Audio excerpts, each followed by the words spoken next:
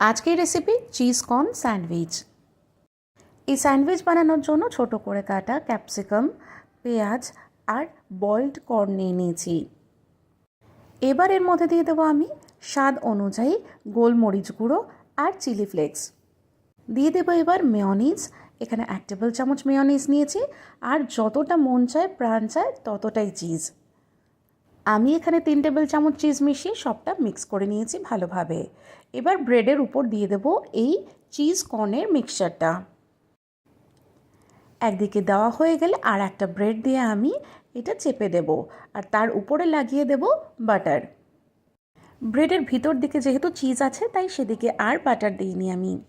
এবার ব্রেডের উপরে বাটার দেওয়া সাইডটা রেখে তার উপরের দিকে আমি বাটারটা স্প্রেড করে দিচ্ছি। দুদিকটা সেঁকে নিয়ে মাঝখান থেকে কেটে সার্ভ করুন।